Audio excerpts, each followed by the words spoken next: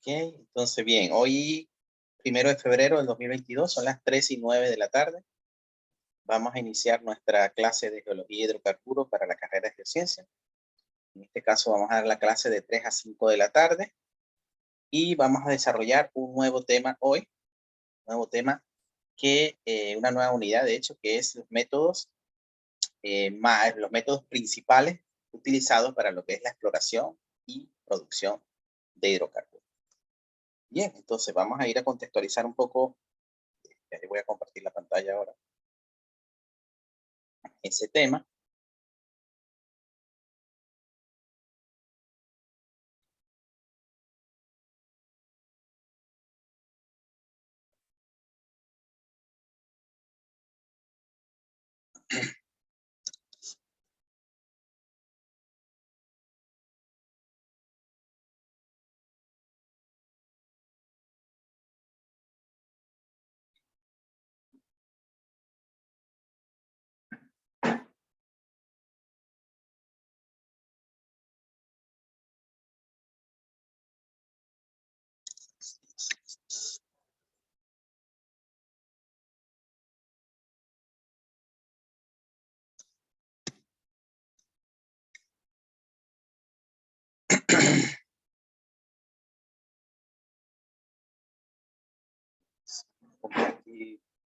Karina, ¿cómo sigue lo del derrame? ¿Fue cerca de tu casa o un poquito más lejos?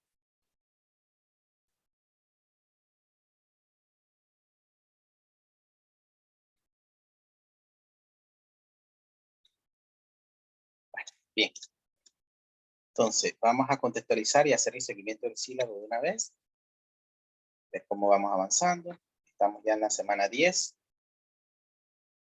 Pasado esto, estamos en la semana 10. Vamos entonces a empezar con una unidad que hemos llamado Método de Superficie y Subsuelo para la exploración de producción de hidrocarburos. Es una unidad más que todo prácticamente yo quisiera que ustedes mismos lo van a desarrollar. ¿Okay? Vamos, yo los voy a guiar un poquito.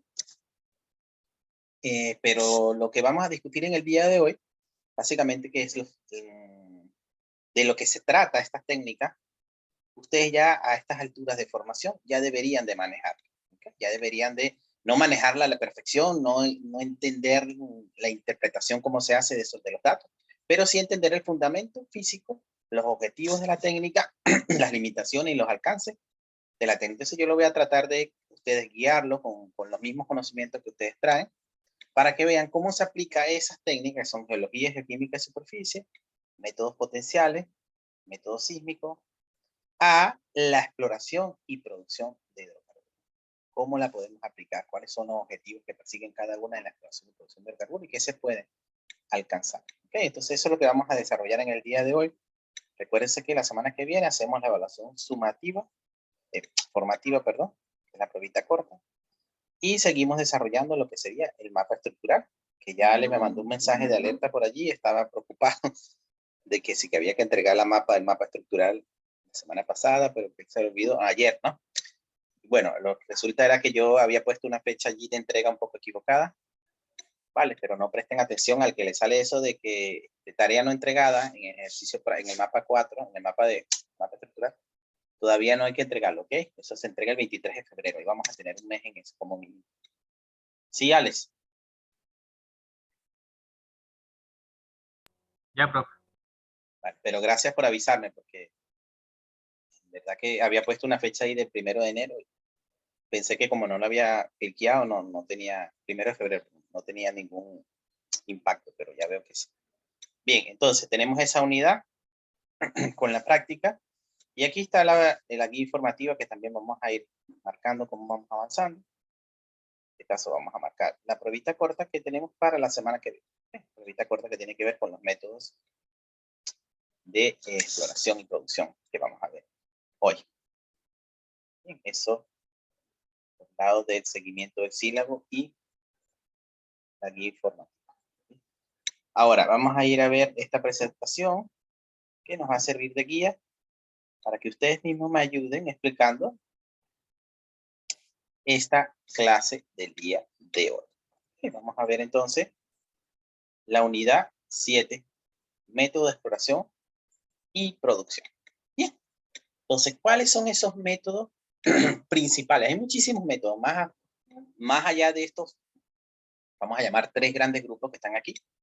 Hay muchos más, pero estos son los más usados, los principales, los que generan, han probado generar resultados favorables para la industria petrolera. Favorable no quiere decir que garantice un éxito, sino que en realidad favorable es que permiten entender el modelo geológico del subsuelo, que es lo que se busca en la industria petrolera. Entender el modelo geológico del subsuelo, entender dónde probablemente puede haber acumulaciones de hidrocarburos en el subsuelo y dónde no. Bien, entonces, dentro de esta lista aparecen varios nombres, ¿no? La geología de superficie, ni le voy a preguntar de qué se trata, porque ustedes ya tienen, o sea, son especialistas en eso, pienso yo, ¿no? A pesar de que no han tenido mucho la oportunidad de salir de geología de campo, ¿no? Geoquímica de superficie, tampoco le vamos a preguntar mucho, pero sí me voy a parar un poco aquí en lo que dice métodos potenciales. ¿Saben ustedes lo que son los métodos potenciales?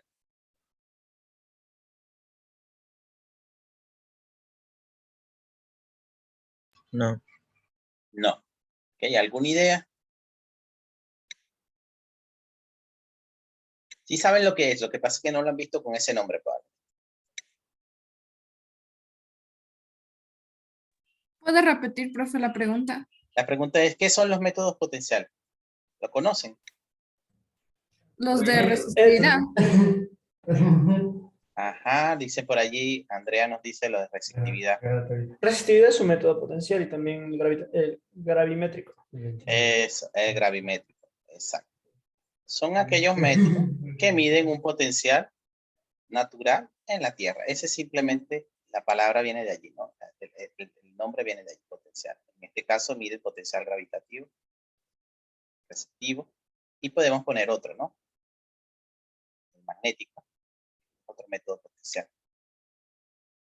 Bien, entonces, ustedes lo han visto, lo conocen, pero quizás con el nombre de método potencial es el que les suena un poco extraño.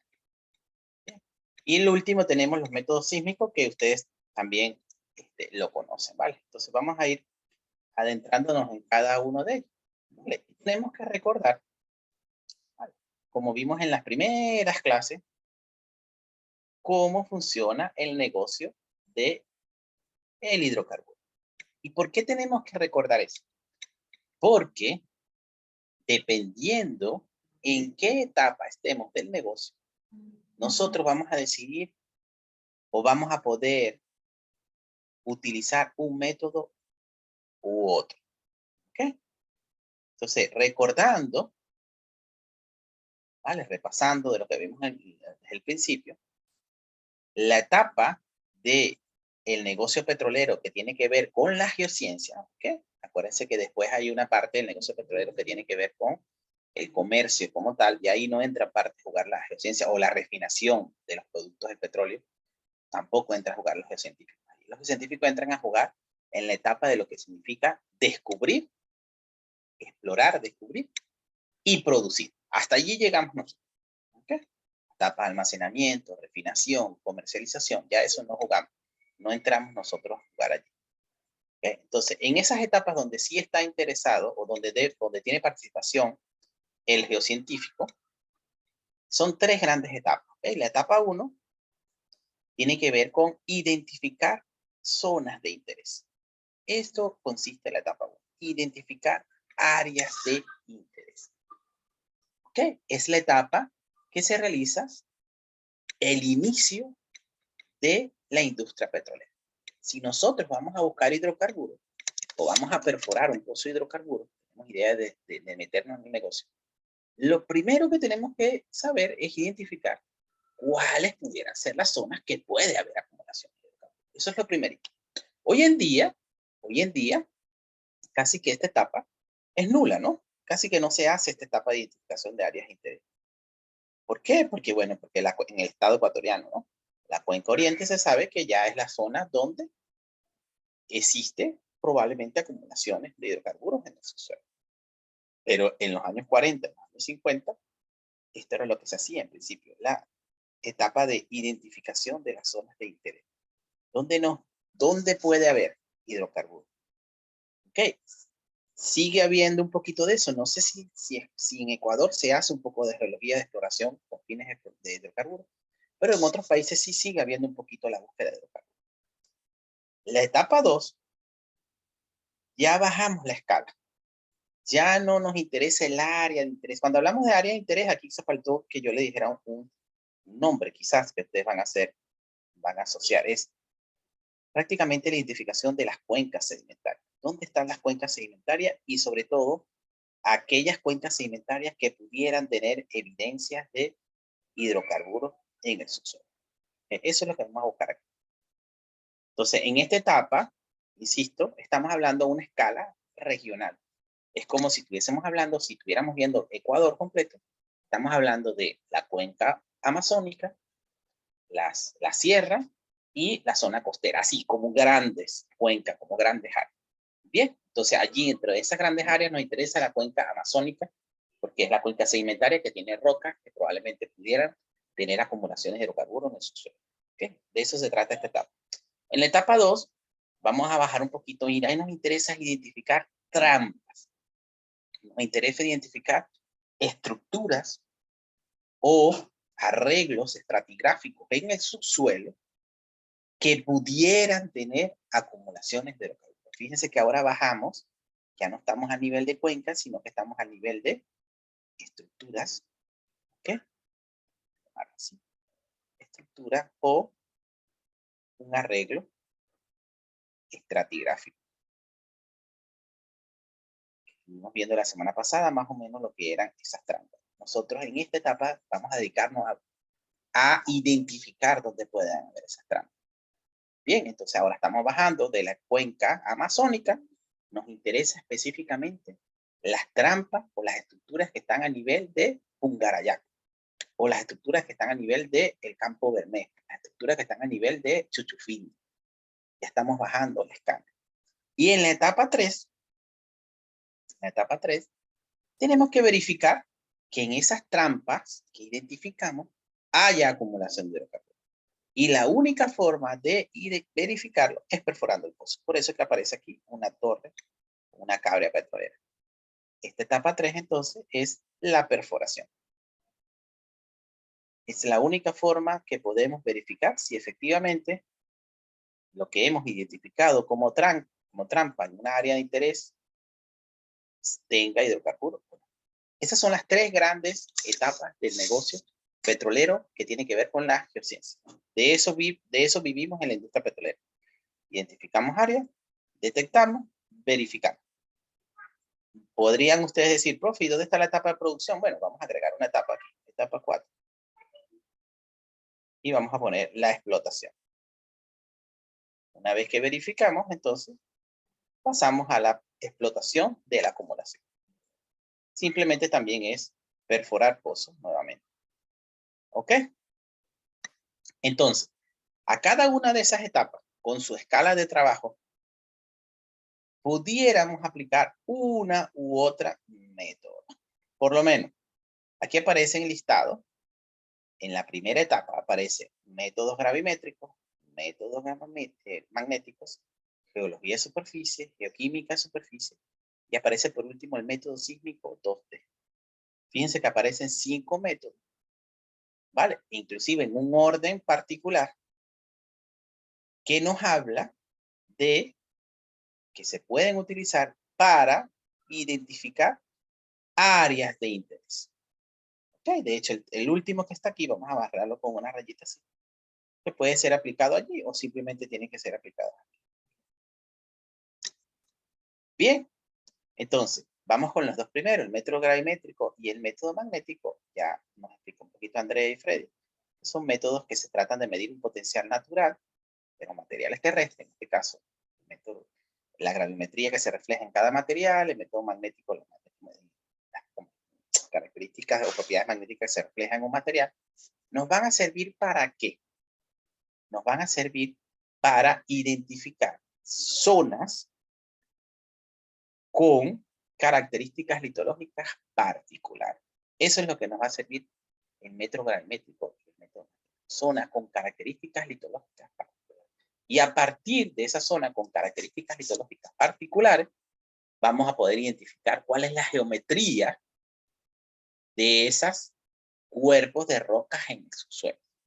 Estamos hablando de métodos que van a trabajar no a una escala de centímetro, no a una escala de milímetro, sino a una escala kilométrica.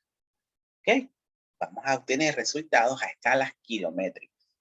Bien, entonces lo que nosotros podemos estudiar con estos dos métodos, que vamos a ver más adelante, es la identificación principal entre lo que es zonas donde hay rocas sedimentarias y zonas donde hay rocas ígneas metamórficas. Esa es la principal aplicación de estos dos métodos para la industria petrolera. Repito, los métodos gravimétricos y métodos magnéticos, el principal aporte para la industria petrolera es identificar dónde hay una cuenca sedimentaria. ¿Ok? Y allí yo quisiera hacer un pequeño paréntesis para ver cómo están ustedes en torno a eso. Si recuerda, de hecho ya debemos haber avanzado en torno a eso, pero vamos a verificar. ¿Se acuerdan cuando hablamos de las rocas yacimientos de hidrocarburos? Y creo que Freddy y Alex nos hicieron una pregunta que era muy parecida. Ellos nos decían, profe, ¿cómo es posible que en un ambiente glacial como el que se encuentra actualmente en el Ártico, ¿vale?, haya acumulaciones de hidrocarburos? ¿Cómo es posible que haya hidrocarburos allí? Sí, estamos hablando de que el ambiente glacial no favorece la acumulación de rocas yacimientos. Y la pregunta de Alex era muy parecida, pero era referente a los yacimientos que están en el subsuelo en el desierto arábigo. ¿Ok? Entonces, allí tenemos que nuevamente hacer la diferencia que le hicimos en ese momento, pero acuérdense que hay lo que es los ambientes sedimentarios actuales es lo que nosotros vemos con nuestros ojos, y los ambientes sedimentarios fosilizados, las rocas sedimentarias que ya se depositaron en una cuenca sedimentaria fosilizada. Ok, la palabra fósil no se utiliza solamente para los microorganismos, también se utiliza para las cuencas sedimentarias, para otras cosas. Una cuenca sedimentaria fosilizada es una cuenca que tiene unas unidades de roca sedimentaria que se depositaron en X ambiente y que hoy en día se encuentran en el subsuelo, soterradas y convertidas en rocas exosedimentarias. ¿Ok? Entonces son dos cosas diferentes. Dos cosas diferentes. Los métodos gravimétricos y magnéticos nos van a identificar las cuencas sedimentarias fosilizadas. Eso es lo que nos interesa. Porque lo que hay en superficie lo podemos identificar fácilmente haciendo análisis de Google Earth, haciendo análisis satelitales. No necesitamos hacer gravimetría para saber dónde hay una cuenca sedimentaria. ¿Sí? Y ahí le hago la pregunta específica. La cuenca del oriente de Ecuador es una cuenca sedimentaria actual, ¿verdad? Y también es una cuenca por debajo de la superficie, hay una cuenca sedimentaria fosilizada. ¿Cierto o falso?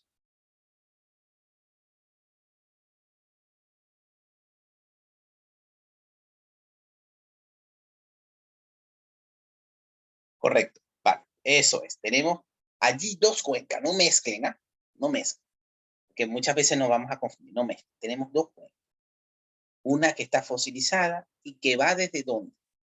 Desde el Cretácico o un poquito antes del Cretácico, donde se empezó a depositar la formación Santiago, la formación Misaguallí, todo ese pocotón de nombres que a veces nos fastidian. Desde ese momento, ¿hasta dónde? Hasta la formación Chambira o la formación Tilluyaco, un poquito más arriba. Todo eso es una cuenca sedimentaria, fosilizada. Inclusive pudiéramos separar esa cuenca en diferentes etapas de evolución de esa cuenca. Y pudiéramos decir, de aquí a aquí es una cuenca de este estilo y aquí a aquí es otra cuenca. Vale, por lo menos vamos a hablar de la formación Napo, de la formación Hollín, perdón, que se deposita en un ambiente de margen pasivo, es decir, como en digamos, el límite atlántico, de Sudamérica. Específicamente, imagínense ahí el costado de Brasil, más o menos, eso era, más o menos así era Hollín. Encima de Hollín se deposita Napo con características también muy similares, un margen pasivo. Y después de Napo, empieza la formación Tena, empieza a haber un cambio, una evolución en esa cuenca, y pasa de ser una cuenca de margen pasivo a una cuenca de margen activo. ¿Ok? El resultado de eso son la formación Tena, la formación Tijuyaco y otras formaciones que están por arriba. Ahí hay un cambio. Ya pudiéramos decir que entre Hollín y Napo hay una cuenca fosilizada. Y encima de ella hay otra fosilizada. Y la de hoy en día es otra cuenca. ¿Ok? Entonces, la cuenca de hoy en día es una cuenca más de estilo. ¿Cómo se llama la cuenca amazónica hoy en día desde el punto de vista estructural geodinámico? ¿Tienen idea?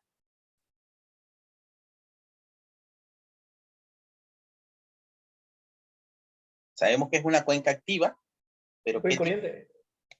La cuenca oriente, sí. ¿Qué sería la de hoy en día? ¿Cómo se llamaría? No el nombre, sino el nombre estructural. Cuenca, a ver, ustedes han visto el nombre de cuencas Pulapar, cuenca Forlán o cuenca Antepaís. ¿Han escuchado ese nombre alguna vez o no? Antepaís y las otras no, profe. Ok. Cuenca Antepaís. ¿Qué tipo de cuenca? Daniel nos dice que no. ¿Qué tipo de cuenca es Oriente? Es la única que sabes, Alex, así que no tienes duda de equivocar. ¿Qué tipo de cuenca es? Antepaís. Es una cuenca Antepaís, exactamente. Tenemos una cuenca Antepaís. Bien. Las otras cuencas, bueno, cuenca Piggyback, cuenca Pulapar, son otro tipo de cuenca. No nos vamos a enrollar en esa clase, pero tenemos una cuenca Antepaís, que lo que quiere decir, si hacemos un resumen prácticamente, es tenemos la solución pacífica, ¿ok? Y tenemos aquí el escudo de Guayana, que prácticamente, vamos a llamarlo así. Estamos trayendo depósitos para acá, ¿ok? Esto fue eliminado, estamos trayendo el depósito para acá. ¿Okay? De la sierra estamos depositando en la Amazonía. Forlán, Antepaís, vamos a quedarnos hasta ahí. ¿Ok? En el pasado esto no fue así. Cuando Napo simplemente era una cuenca de margen pasivo. Una cuenca de margen pasivo.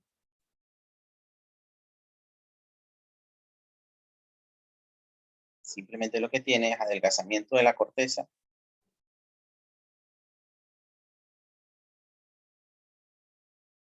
¿Ok? El nivel del mar, vamos a ponerlo así. Y hay simplemente erosión que viene de la parte más alta muy suavemente, porque el diente es muy suave, y se va depositando en forma de puntitas de avance transgresivo sobre la cuenca. Esta es una cuenca de margen pasivo. El dibujo no está muy bonito. Esto es una cuenca de margen activo. Son dos tipos de cuencas diferentes. Desde la formación Tena hasta hoy en día prácticamente lo que tenemos es este régimen dominio que origina esta cuenca, mientras que antes teníamos una cuenca más espacial. Entonces, hay dos tipos de cuenca hoy en día. Es esta y la que fue pasado era esta. Bien, entonces esos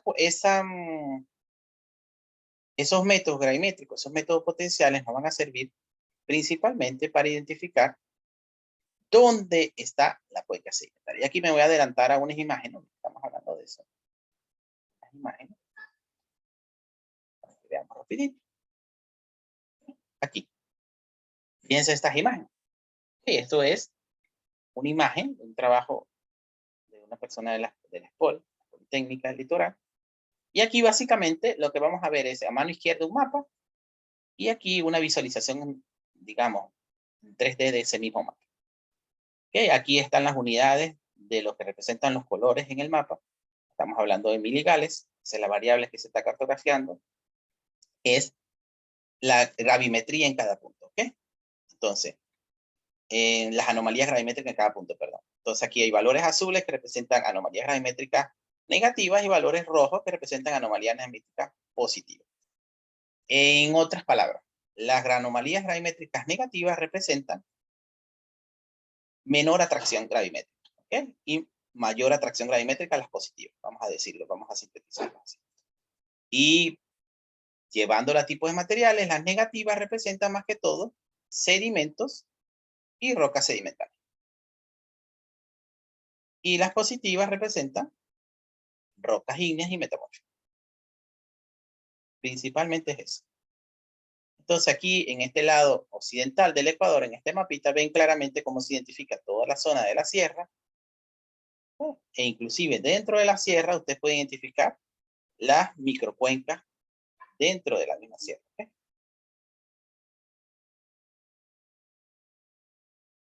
Bien. Y después hacia el occidente, se identifican ya algunas cuencas sedimentarias bien definidas,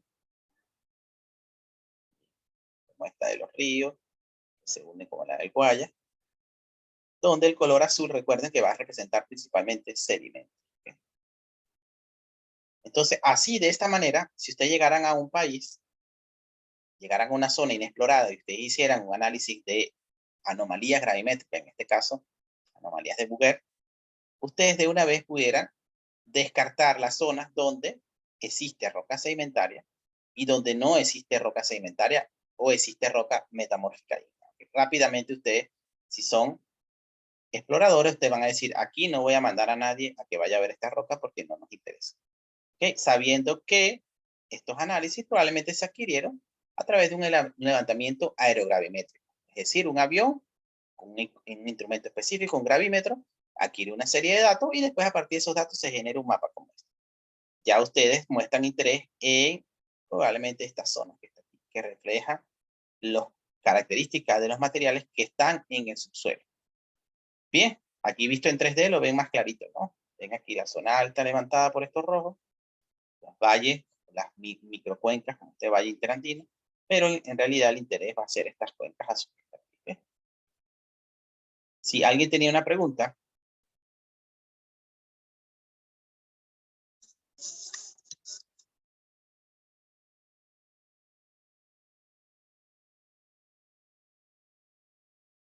¿Alguien tiene alguna pregunta? ¿Alguna duda?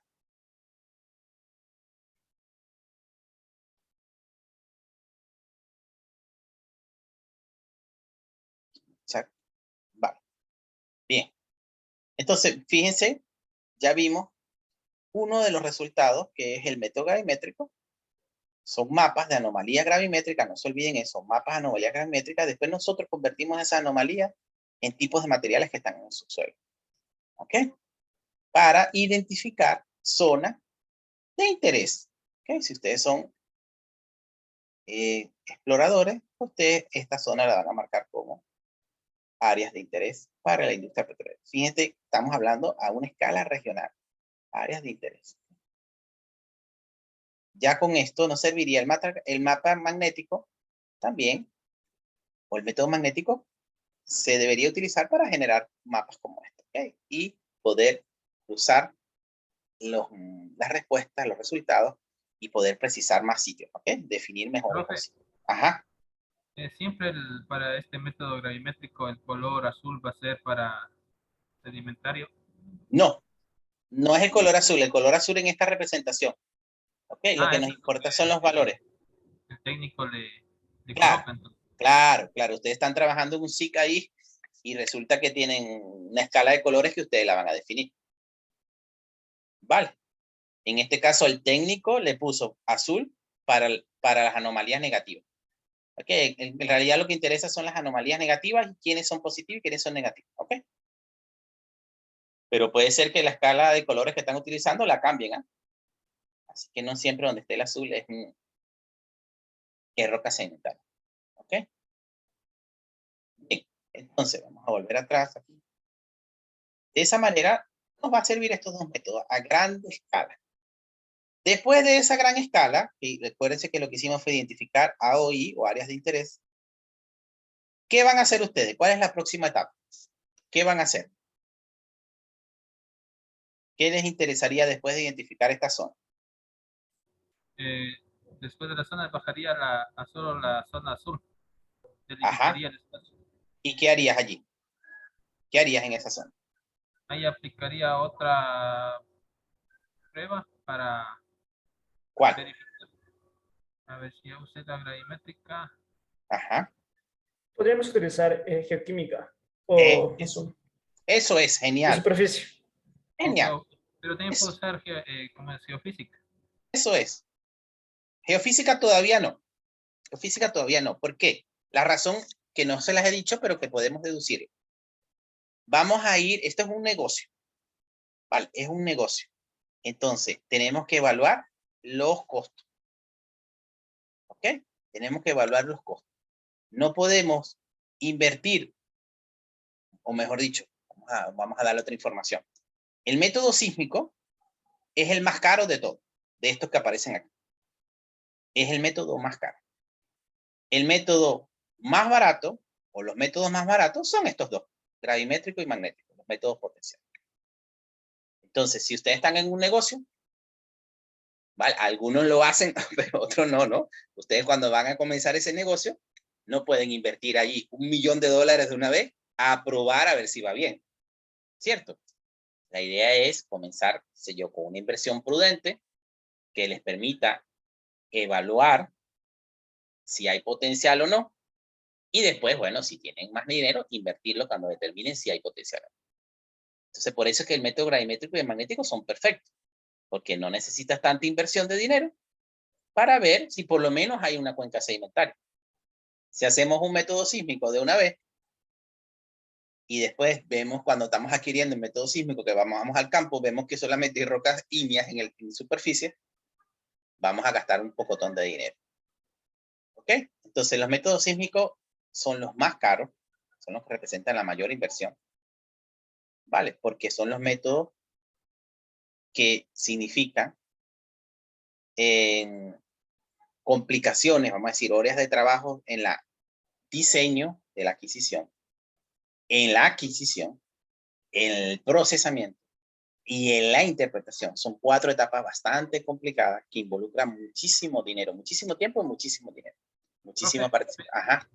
Pero tampoco el método sísmico garantiza que la zona ya delimitada anteriormente por los anteriores métodos también vaya a ser un estudio en falso. O sea, por ejemplo, como lo que hicieron aquí en la ciudad de Tena.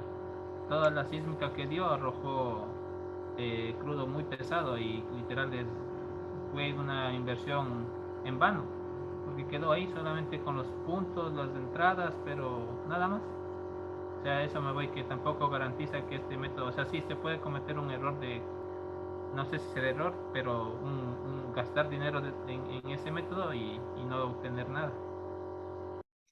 Claro, muy buena tu observación, Ana. Muy buena tu observación. De hecho, tenemos que ir pensándolo en torno a la pregunta tuya. Todos tenemos que tener la capacidad de empezar a razonar y responder. Los métodos que están aquí, Alex, todos,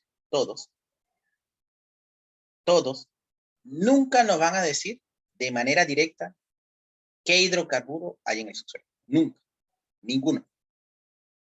¿Okay? Todos los métodos que están aquí son métodos de exploración indirectos. Ninguno, ni siquiera en la etapa de detección de trampa, son métodos directos. Son métodos indirectos. El único método directo que hay es a partir de aquí. Estos son métodos directos. Los métodos directos nos van a servir para caracterizar el crudo que está ahí. Si es que hay, ¿no? Pero los indirectos no. Los indirectos vamos a medir propiedades y a través de esas propiedades vamos a hacer hipótesis, vamos a hacer asunciones. Sí, Alex, ¿me sigue? Sí, bro. Entonces, ninguno de estos que están aquí es súper importante. Ninguno de ellos nos habla de manera directa del tipo de hidrocarburo. Nos pueden hablar de la estructura del subsuelo. Nos pueden hablar, si hacemos geología de superficie, de las características de la roca que están en superficie y por lo tanto nosotros podemos hacer algunas cositas para extrapolar esas características del subsuelo, pero igualito siguen siendo extrapolación. Igual nos pueden hablar de las características de algunos gases, algo en superficie, que nosotros podemos utilizarla para predecir, para estimar que hay en el subsuelo. Pero todos son métodos indirectos. Todo. Entonces, si aquí en Napo... Una pregunta. Ajá. Entonces, ¿una cantidad de reservas petroleras es una estimación exacta o es como un número que no es tan exacto? Ya. Esa la vamos a ver la semana que viene, José, pero vamos adelantando de una vez.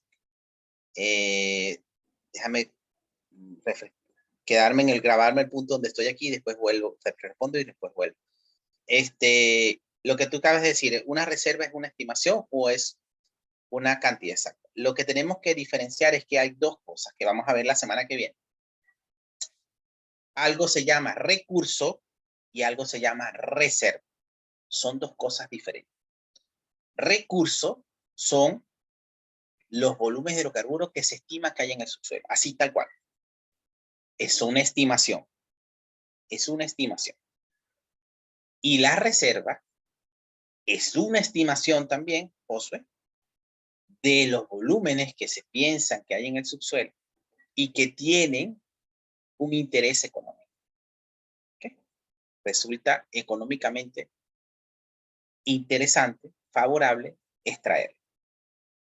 Para llegar a reservas, pasar de recursos a reservas, tenemos que perforar pozos, tenemos que adquirir datos del subsuelo, tenemos que certificar nuestras reservas. Certificar nuestras reservas quiere decir presentar las pruebas, las evidencias a un organismo competente que se va a encargar de evaluarla y se va a encargar de decir, sí, estos datos, evidencia, demuestran que sus estimaciones son correctas y por lo tanto usted tiene ese volumen. Eso es un proceso de certificación de reservas. ¿Vale? Mientras las reservas no estén certificadas, no hay un organismo que lo haya hecho la evaluación, puede ser que no sean precisas, no sean exactas. Estemos hablando en unas estimaciones que le falten todavía evidencia, que le falten pruebas para llegar al nivel de precisión correcto. No sé si te respondo allí, José, esa pregunta. Sí, sí, profe. ¿Sí? Entendido. ¿Entendido? La perforación es el método directo para poder verificar nuestras estimaciones. Correcto. Y de hecho nosotros perforamos, estimamos, nos certifican un volumen, seguimos perforando y seguimos, como yo le decía en determinado momento, ajustando el mapa de la reserva. Eso que ustedes tienen ahorita, están haciendo en la práctica, que explicaba que eso es lo que hacemos en la industria. Imagínense que después que tienen ese mapa estructural, que vamos a construir bien bonito, perforamos un pozo en un sitio que dice que la estructura debería estar a 1000 pies. Y con un espesor de arena neta petrolífera de 100 pies. Y cuando perforamos allí, nos sale que allí hay 0 pies de arena neta petrolífera. Tenemos que actualizar el mapa. Y actualizar el mapa significa actualizar las estimaciones del cálculo de reserva. Y actualizar la reserva, el organismo, decirle, ¿podría certificarme esto? Nuevamente. ¿Ok? Entonces, bien, a la pregunta de Ale, el método sísmico, no podemos decir que el método sísmico nos va a decir qué tipo de hidrocarburo va a haber en el subsuelo. No nos va a decir. Hay muchísimos análisis geofísicos, sobre todo, no sé si ustedes han escuchado algo que se llama ABO, una técnica que se encarga de estudiar o de comparar lo que es amplitud versus offset. Son características de la adquisición sísmica, vamos a decir. Este tipo de respuesta de la sísmica trata de predecir qué tipo de hidrocarburos es el suelo, pero solamente son estimaciones, predicciones, pero no nos dice directamente. ¿Ok? Igual la geoquímica también son predicciones, la geoquímica superficial. Tenemos que hacer un modelado, como el que estuvimos viendo, ¿se acuerdan del modelado 1D? Que vimos en las primeras clases de la asignatura. Ese modelado tenemos que hacerlo en 2D, tenemos que meter muchas más variables para tratar de reducir la incertidumbre que tenemos del tipo de hidrocarburo que hay en el subsuelo. Sobre todo reducir inclusive si hay hidrocarburos. Allí estamos en esa etapa de, y ahí no estamos en ninguna otra etapa, ahí no podemos avanzar. Hasta que no perforemos, no vamos a saber qué hay abajo. ¿Sí, Ale? Entonces quizás tu ejemplo es específico para decir esto. se adquirió una serie de datos sísmicos del subsuelo, se vio que había una trampa, de repente se identificaron, se vio que había, no se vio, se predijo que había acumulaciones en el subsuelo, pero hasta que no verificaron no pudieron saber qué tipo de hidrocarburos. ¿Sí, Alex? Sí, profe. Cuando se identificó, ahora se sabe que son hidrocarburos pesados. Sí. Vale, lo que quizás faltó allí es hacer mucho más de esto, mucho más de exploración aquí arriba, no solamente con la adquisición de los datos a través de esto, sino de modelado. Quizás modelar bien la madurez de la posible roca madre. Con ese diagrama de soterramiento, Y tratar con de eso se obtener, evitaba la con eso, sismización. Ah, ya, ya, ya. con ese modelo de soterramiento se pudiera llegar a decir, no, es que los hidrocarburos que vamos a tener allí van a ser hidrocarburos pesados. Pudiera ser. ¿Ok? Entendiendo en qué momento se generó, entendiendo cómo se migró, entendiendo las propiedades de la roca madre. Hay muchísimas cosas a entender. Si no se entiende allí, sino que se perfora, bueno, vamos a cruzar los dedos y que salga hidrocarburo liviano. ¿Ok? Entonces, bien, hemos delimitado nuestra área de interés con estos dos métodos grandes, ¿no? Que nos interesa. Vamos a bajar la escala, como nos dijo Alex y Freddy. Bueno, vamos a ir a la zona azul y vamos a hacer ¿qué? Geología de superficie. Y si la combinamos con geoquímica de superficie, genial. Porque hacemos, es compatible las dos cosas. ¿Okay? Geología de superficie tal cual como usted la conoce. Vamos a patear el terreno. Vamos a ir en búsqueda de ¿qué? Vamos a ir en búsqueda de potenciales rocas yacimiento, potenciales rocas sello, potenciales rocas madre y potenciales estructuras de formación, arreglo sedimentario que vea en superficie y que me indiquen que abajo puede haber cosas favorables para la acumulación de hidrocarburos. ¿Qué vamos a hacer nosotros? Un estudio geológico, sedimentológico, estratigráfico, estructural, detallado en la zona donde nos indique. Ok, vamos a hacer columnas sedimentarias. En esas columnas sedimentarias, ¿qué vamos a poner énfasis? En los espesores de la capa, en las propiedades que vemos de las capas, las propiedades petrofísicas, qué porosidades tienen, qué permeabilidad tienen. Vamos a tomar muestra y la vamos a llevar al laboratorio para caracterizarla a través de microscopía, a través de una tomografía o a través de cualquier técnica de caracterización en el laboratorio, sus propiedades de porosidad, de permeabilidad para aquellas que pensamos que son yacimientos. Para aquellas que pensamos que son sellos, vamos a meterle un poquito de presión, vamos a hacer análisis mecánico, a ver qué pasa. Vamos a hacer análisis de capilaridad, de petrofísicos, a ver qué tanto resiste. Las que son roca madre no le vamos a hacer nada de eso. Le vamos a mandar ¿a dónde? A un laboratorio de geoquímica orgánica que hagan lo que ustedes propusieron en el primer parcial, que le hagan COT, que le hagan S1, que le hagan S2, que le hagan S3 y que nos den toda esa cantidad de datos. Y además nosotros allí en el campo vamos a estar con nuestra brújula y nuestro mapa, cartografiando y viendo si hay una estructura, si las capas están inclinadas, si no están inclinadas, si están deformadas, si hay fallamiento, si no hay fallamiento, generando, adquiriendo unos datos de superficie. ¿Con el interés de qué? De identificar evidencias. Y sobre todo, me faltó algo, buscando que alguna roca tenga alguna impregnación de hidrocarburos. ¿Ok? Buscando un MENE, una emanación de superficie. Y adicional, pudiéramos programar una adquisición de geoquímica de superficie. ¿Ok? Agarrar unas muestras específicas de gases y ver después qué tipos de gases hay allí acumulados. Esa, sin embargo, está por debajo, porque ya para nosotros hacer geoquímica de superficie significa que tenemos que tener un foco establecido. Tenemos que ya tener delimitado esta área, que decíamos que nos vamos a centrar aquí. Vamos a hacer geología de superficie, que vamos a mandar a Freddy y a Alex, ¿verdad? Van a hacer geología de superficie allí. Pero queremos hacer geoquímica. Entonces, si queremos hacer geoquímica, ¿qué vamos a hacer? Algunas muestras exploratorias, ¿cómo vamos a diseñar ese mallado para agarrar unas muestras que sean representativas y que nos permitan tener algo? Pero a la vez también, no olvidemos el presupuesto. Estamos en una etapa inicial todavía. Entonces, si nos metemos a agarrar cualquier muestra geoquímica para tener resultados bastante precisos, una malla bastante precisa de resultados, vamos a gastar un dinero y de repente va a salir que no tenemos nada. Entonces, la geoquímica todavía a esta etapa todavía se puede pensar, ¿ok? Evaluar si es viable o no. Vamos a quedarnos con la geología de superficie. Una vez que en la geología de superficie nosotros identifiquemos dónde hay unas estructuras favorables, ahí entonces vamos a delimitar y decimos, bueno, de todo este sitio nos interesa solamente este cuadrito que está aquí porque hay unas estructuras que parecieran ser en superficie interesante o hay una roca madre ahí aflorando. Vamos a hacer geoquímica de superficie. ¿Okay? Y ahí diseñamos un muestreo de geoquímica de superficie para detectar anomalías. ¿Ok? Vamos siempre bajando la escala. Y al final, ¿qué nos queda?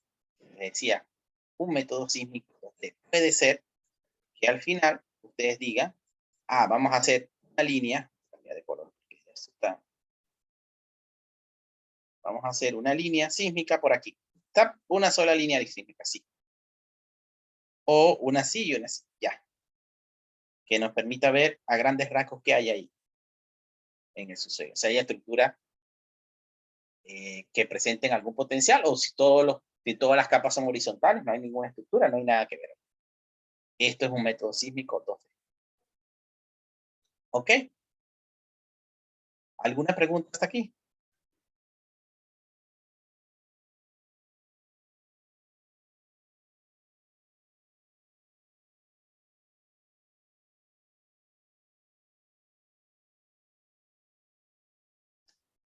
Claro, hasta el momento, profe. Nada, va. Entonces, llegamos a ese momento donde hemos hecho toda esta cantidad de cositas, hemos ya invertido cierto dinero haciendo esa sísmica 2D y ahora decimos, oye, vale, parece que en esa estructura, que en esta línea sísmica que hacemos aquí, vamos a poner aquí aquí arribota, está apareciendo una estructura de tipo anticlinal, así aparecen unos reflectores así, con un fallamiento. Vale, parece algo así. Y además, cuando mandamos a Alex aquí, Freddy nos dijo que aquí arriba habían unas rocas, yacimientos que tenían buenas propiedades en superficie y que pueden estar extrapoladas aquí en su suelo.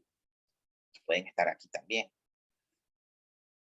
Oye, pero tenemos dudas si esta estructura, ¿qué tamaño tiene?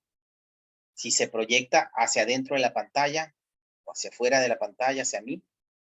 ¿Cómo ella es la longitud de esa estructura? La geometría de esa estructura. Si siempre tiene sello contra esta falla, aquí siempre está esta característica así, o a medida que nos metamos dentro de la pantalla, ya la falla no tiene esta capacidad de sello que está aquí, sino que no hay salto de falla y no hay cierre en esta estructura. No hay una trampa. Y tenemos muchas incertidumbres.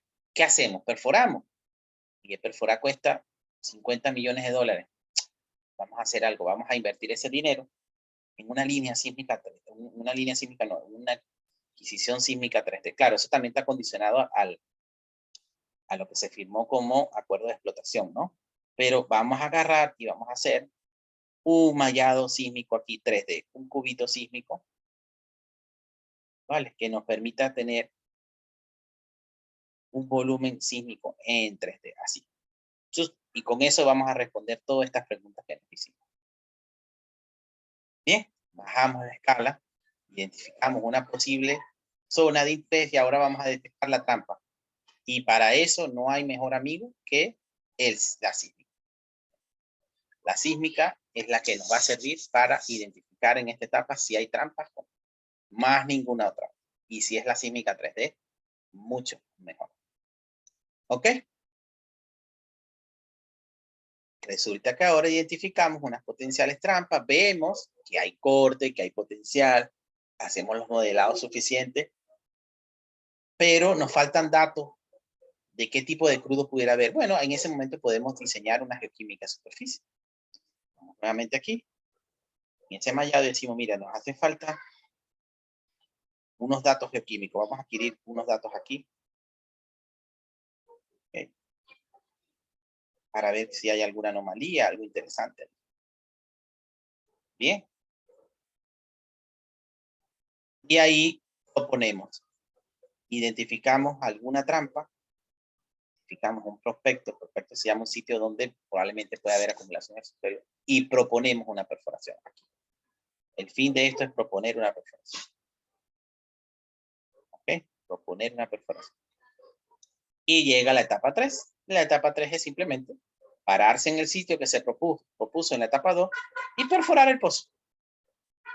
Durante la perforación del pozo, hay que hacer, por supuesto, la geología de pozo, que es ver qué se está saliendo del pozo, cómo va el pozo, de acuerdo a nuestro pronóstico. Hacer geoquímica, y los estratos que se están siendo perforando, qué características tienen, si atravesamos una potencial roca madre, qué características tienen, qué gases están saliendo del pozo, y haciendo petrofísica, qué características petrofísicas tienen las rocas que estamos atravesando en el pozo. Ok, con la finalidad de llegar a verificar si es que hay una acumulación o no. Entonces, de todo este sitio, vamos a volver atrás, todo este sitio que está allí ahora, empezamos a perforar. Determinamos que el mejor sitio de perforación es el sitio que estoy dibujando en verde aquí. ¡Pum! Allí perforamos. ¿Okay? Si fue exitoso, bueno, vamos a delimitar, vamos a ver hasta dónde llega. Si no fue exitoso, bueno, vamos a perforar en otro lugar que sea prospectivo, 1, 2, 3 más, depende de los convenios, depende de los convenios de explotación que se tengan. Y al final, si llegamos a descubrir, convertimos esto en una zona chiquitica con su potencial mapa que tiene allí y su pozo descubridor aquí en el medio. Ahora se lo pasamos a la gente de producción. ¿Okay? Y la gente de producción lo que va a hacer es tratar de implementar el mejor plan de explotación de este yacimiento para sacar el máximo volumen de él. Ese es el mecanismo a hacer. Entonces, fíjense que cada una de las técnicas tiene su momento de aplicación. ¿Okay? No puedo agarrar y aplicar métodos gravimétricos para detectar trampas. ¿Okay? Ese no es el objetivo de esta técnica, esa no es la finalidad de esa técnica, porque no tiene la precisión de esa técnica para hacer. No puedo hacer un método sísmico 3D sin ni siquiera saber si hay rocas sedimentarias o no. Bueno, sí lo puede hacer, utilizando el verbo correcto, el verbo incorrecto. Sí lo puede hacer, pero no lo deben de hacer. ¿Ok? Entonces, esta es la línea de razonamiento en términos generales de lo que sería la exploración y explotación de las acumulaciones de hidrocarburos en el subsuelo relacionadas con los diferentes tipos de métodos utilizados. Ok, usted me puede decir, profe, pero yo he visto que de repente aplican el método sísmico una vez 3D en un sitio. Bueno, porque ya se sabe que ahí hay una cuenca sedimentaria, porque quizás ya tienen referencia a geología de superficie, o porque quizás el inversor dice, yo no voy a invertir en todo esto que están aquí, sino que yo voy a meter una sísmica 3D. Además, el convenio de explotación de ese bloque me exige que haga una sísmica 3D. Bueno, hay que hacer la sísmica 3D. ¿Ok? ¿Alguna pregunta?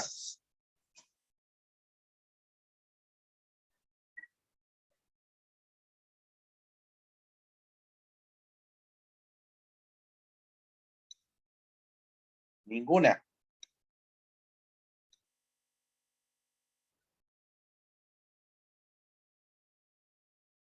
Están muy callados hoy. Vale, entonces vamos a ver un poquito más de lo que son los métodos que yo les decía. Ustedes prácticamente ya saben lo que es esto. Vamos a ir a poner esto un poco más arriba. Ok, el método gravimétrico es un método que permite caracterizar el subsuelo a través de la distribución de la densidad de masa. Vale, trabaja con la densidad de masa. Por eso trabaja con el tipo de material. Okay, por eso es que hacemos todas esas asunciones que yo hice hace rato en el mapa. El tipo de material. Okay, los distintos materiales del subsuelo, haciendo mediciones de campo natural gravimétrico terrestre. Permite caracterizar el subsuelo desde algunos metros hasta decenas de kilómetros de profundidad. La principal aplicación en la industria petrolera es la geometría de cuencas sedimentarias y el espesor de los sedimentos dentro de la cuenca. Okay, aquí hay unas esquemitas bien sencillos, bien simplificados, donde tenemos unos estratos en el subsuelo. En esos estratos en el subsuelo hay un sector en la parte central que tiene otra densidad, en este caso un sector mineralizado respecto a su entorno, y vemos entonces que la gravimetría en este sitio va a aumentar. ¿Ok? El vector está aumentando, su magnitud, está aumentando la fuerza gravitatoria en ese sitio, ¿ok? Con respecto a los bordes. Entonces, ese es el principio simplemente. El principio funciona. ¿Ustedes han visto un gravímetro? En física han hablado de esta técnica.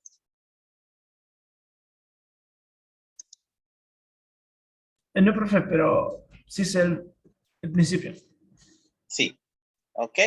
Vale, entonces el principio es sencillito. Este es el principio. El equipo trata de que tiene un peso muerto adentro, un peso que es liberado, que está sostenido por un resorte, y que cuando es expuesto, cuando es liberado del sistema que lo sujeta, simplemente es atraído o por la gravitación normal que hay en el lugar y marca un valor. ¿Okay? Aquí en este valor, fíjense que está aumentando hacia este lugar. Y después hay un procesamiento, unos datos a hacer, tratar de obtener esta medida que se tiene aquí. No es directa a la que se proyecta sobre el mapa, sino que hay un procesamiento de acuerdo a la topografía del lugar, de acuerdo a una cantidad de cosas, para llegar a obtener algunos valores, como este que trae. En este caso, fíjense, hay un perfil gravimétrico. Un perfil gravimétrico que en el eje horizontal lo que tiene es la distancia, la ubicación de diferentes puntos.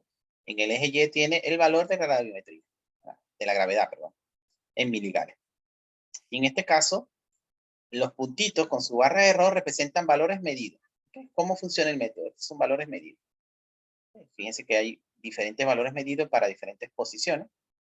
Y después hay una curva roja, que es calculada. Este es el valor modelado o calculado. ¿De dónde sale ese valor modelado calculado? Ahí está todo en ¿cómo se llama? Lo que se quiere lograr con este método. De aquí sale. ¿Okay? Este valor estimado, calculado, sale a partir del modelo geológico que se tenga del subsuelo. Y ahí ustedes van a decir, profe, pero ¿cómo ponemos un modelo geológico si más bien lo que queremos es hallar el modelo geológico? Precisamente es esa inversión que vamos a hacer. Nosotros vamos a tener una idea de cómo se disponen las capas en el subsuelo. En este caso, fíjense, cada colorcito que está aquí no vamos a hablar de capas, sino que son unidades del subsuelo, unidades de misma densidad. Aquí están las densidades. 2.7, 2.65, 2.8, 3.3. Entonces, dependiendo de cómo se piensa que esté en ese arreglo de las densidades de las capas geológicas en el subsuelo, tenemos este modelo geológico. Ustedes ven claramente allí que por aquí hay una estructura, que hay un arreglo de esta capa aquí que no existe del otro lado.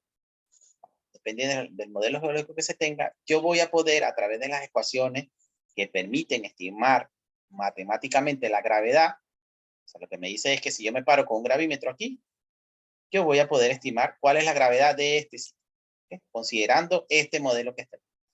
Y esto va a ser el resultado en este punto de la curva roja. ¿Okay?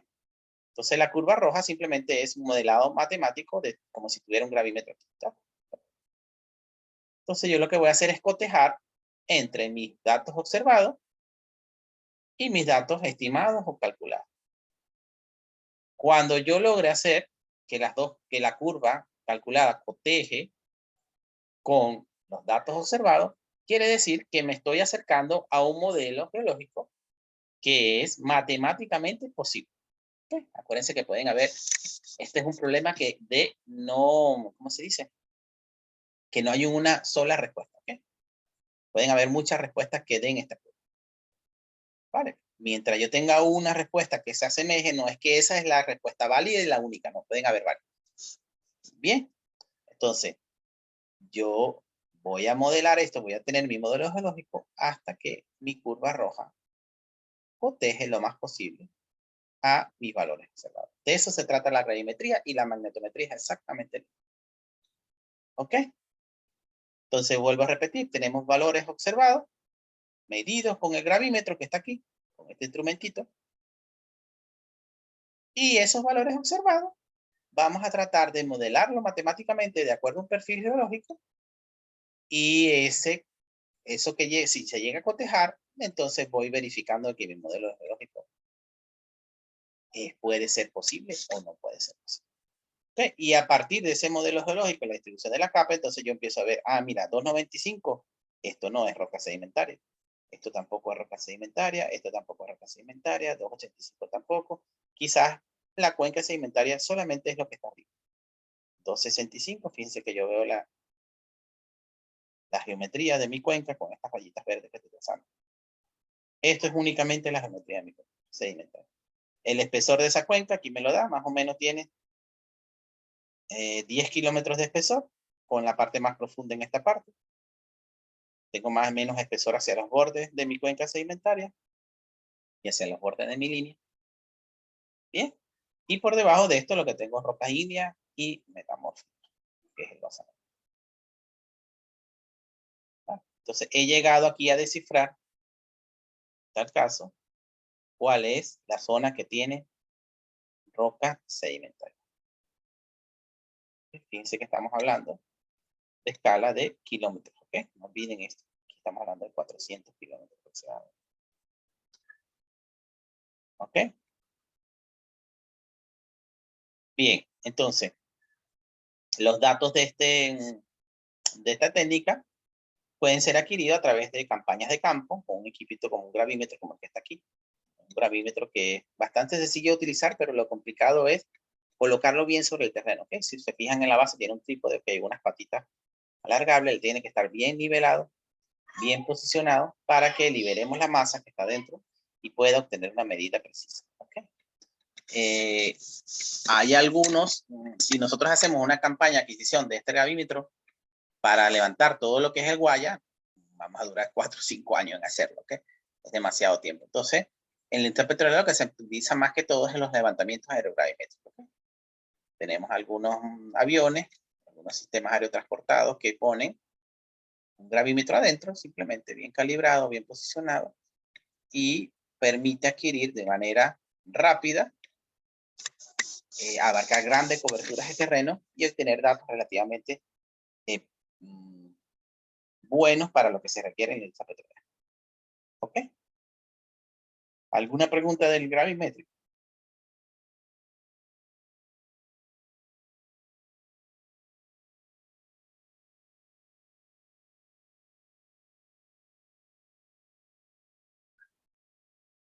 Vale, los resultados que ya los utilizamos como prácticamente introducción a la clase eran cosas como esta. A través de esos métodos gravimétricos podemos construir mapas de anomalías gravimétricas. Se llaman anomalías porque la técnica se va a fundamentar en el análisis de aquellos valores que exceden o les falta para llegar a la gravedad, digamos, estandarizada, ¿no? El valor de gravedad estandarizada.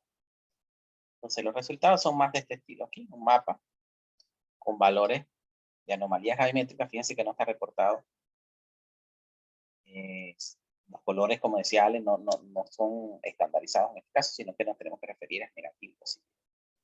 Bien, entonces los negativos más que todo van a estar asociados a rocas sedimentarias o sedimentos. Son unidades de rocas o cuerpos litológicos de densidad baja. Y los positivos son unidades de rocas de densidad alta. Bien, aquí hay otro mapa. Este sigue siendo azul. Este es en el oriente de Venezuela. Las zonas que están en azul, que estoy delimitando con un polígono en morado, es la famosa cuenca de oriente de Venezuela. No es la famosa cuenca oriente de Ecuador, sino de Venezuela.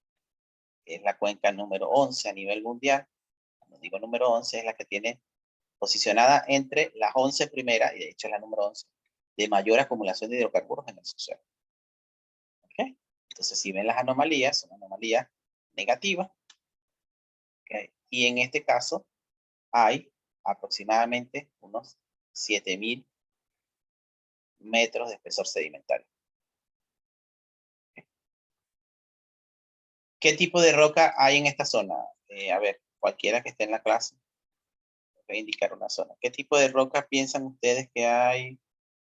La zona que voy a rayar de negro aquí.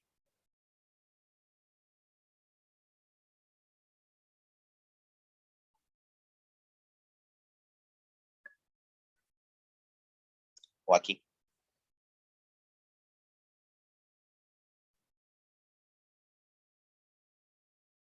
Vean las anomalías. Densidades altas. Son densidades altas. Muy bien. Son densidades altas. Nos indican que son rocas ígneas y metamórficas principalmente. ¿Ok? De hecho, esto que ven ustedes al sur aquí es el escudo guayanés. ¿Okay? Es el inicio del escudo de Guayana. Es el cratón amazónico. Lo que ven al norte, si es algo más particular de Venezuela, es la cordillera oriental de Venezuela, también compuesto por rocas ígneas y metamórficas. Y a medida que vamos acercándonos hacia la parte de la zona azul, que está bien delimitada ese depocentro, vamos bajando densidades en la roca, vamos obteniendo anomalías que tienden a ser más valores más bajos, positivos, pero valores más bajos hasta que pasamos al lado de las anomalías negativas y entramos ya en las rocas sedimentarias que tenemos aquí. ¿Okay? Bien, el método magnético, vamos a decir que va a funcionar relativamente similar al método gravimétrico con una complicación. ¿Okay? La complicación es que el campo magnético terrestre varía con la latitud también. ¿Okay? Varía con la latitud, pero también varía con la diferente permeabilidad magnética de la roca. Bien, hablamos hace ratito que la gravimetría va a variar con la densidad de la roca, es decir, como si estuviéramos midiendo magnetometría solamente si tomar en cuenta la permeabilidad de la roca, pero también va a variar la magnetometría con el campo, con las variaciones del campo magnético natural. Eso es un poco más complejo de procesar sobre todo y de interpretar. ¿Okay? Es mucho más complejo que el de las anomalías gravimétricas. Además tiene dos polos distintos signos, mientras que la gravedad podemos considerar que la atracción de masa equivale a uno solo, que hay positivo o negativo. Bien, pero el principio es netamente parecido, ¿ok? En zonas donde hay cuerpos que tienen un campo magnético potencial más alto, como en este caso un cuerpo mineralizado de hierro, va a emitir una señal que va a ser medida y va a ser captada por un instrumento, y entonces que eso nos va a permitir detectar zonas con anomalías magnéticas altas, vamos a llamarlas así, bien sean negativas o positivas, pero van a ser anomalías magnéticas altas, que van a tender a estar fuera de la tendencia normal de la anomalía. Y eso nos va a permitir a grandes rasgos identificar si hay un cuerpo en el subsuelo con una propiedad particular. ¿Okay? Entonces, el método magnético es similar al gravimétrico. De hecho, se trabajan casi que los dos en paralelo. Fíjense aquí. En la parte de arriba está un perfil gravimétrico, ¿okay? Con los datos modelados y observados, como vimos en las láminas anteriores. Y ahora tenemos un perfil magnético. En este caso tenemos el observado en negro o oscuro y el modelado es la curva roja. ¿Okay? Siempre vamos a aprender a partir del modelo geológico, que es lo que se piensa que está aquí abajo. Este es el modelo geológico. Con esos modelos tratar de hallar los valores gravimétricos modelados y los valores magnetométricos modelados para poder validar este modelo. Fíjense que las complicaciones que tenemos aquí, de este lado, aquí el gravimétrico está ligeramente ajustándose, pero el magnetométrico no se ha ajustado. ¿Qué significa esto? Que hay que hacer ciertas geometrías en esta parte de aquí para poder resolver esto. No es suficiente lo que tiene modelado, lo que tiene sí, el modelo geológico. Hay otra anomalía que está causando esta anomalía magnética puntual en los datos observados que no está siendo considerada en el modelo geológico. Por lo tanto, debe ser ajustado el modelo geológico en esta zona. Bien. El método magnético también se trabaja con sistemas que permiten adquirir datos en campo directamente. Bien. O de manera por aeromagnetometría también, como gravimetría. Bien, después entramos entonces en lo que es la geología y la geoquímica de superficie, o lo que son los métodos de exploración de superficie. ¿Qué es lo que vamos a hacer aquí? Vamos a buscar esto. Esto es el objetivo. Indicios, huellas, pistas, etcétera, de manifestaciones de hidrocarburos en la superficie o de evidencias en las rocas que puedan tener propiedades favorables para la acumulación de hidrocarburos en el subsuelo. Ok, esto es simplemente clásico. La geología de superficie es clásica, es la que ustedes conocen. Es ir al campo, hacer descripción sedimentológica, estratigráfica de detalle. Bien, levantar las columnas y tomar datos estructurales con la brújula, con el señor en este caso. Eso es lo que consiste la geología de superficie. Datos de campo bien posicionados, datos sedimentológicos, estratigráficos y estructurales. ¿Ok?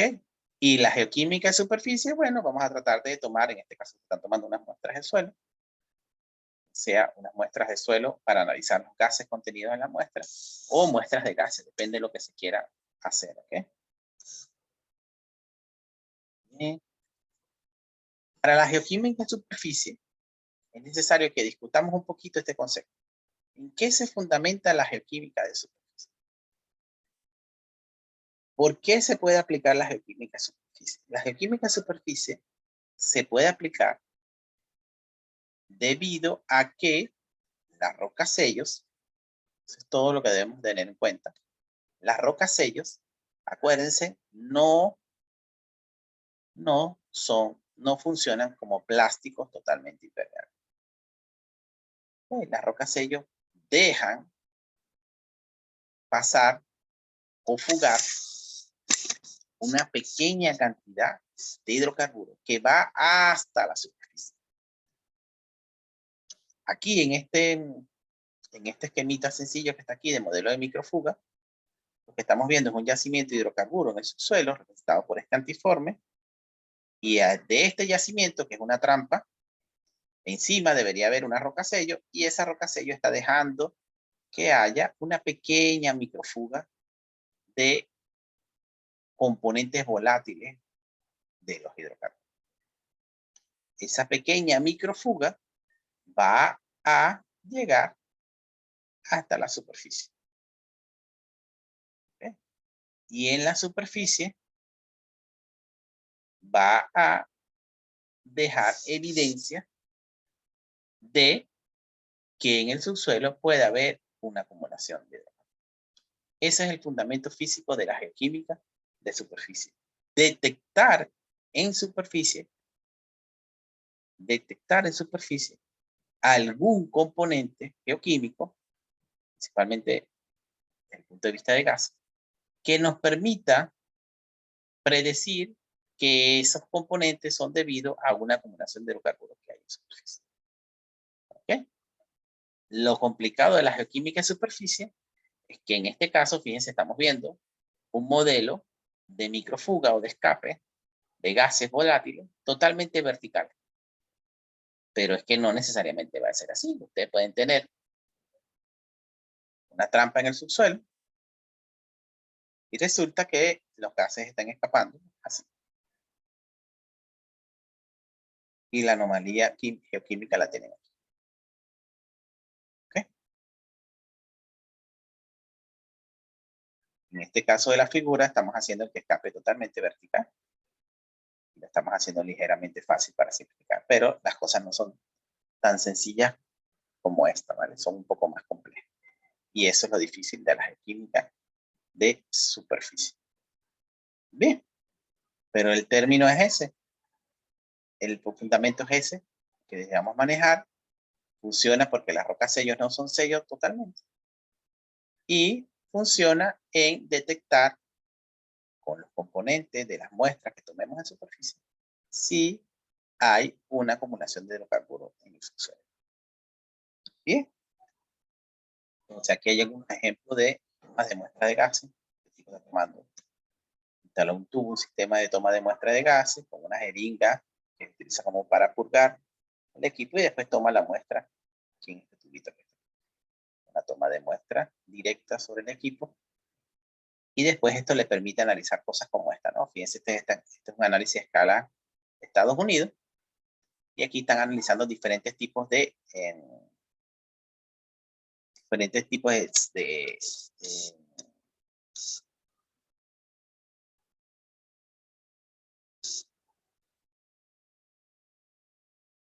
gases, ¿ok?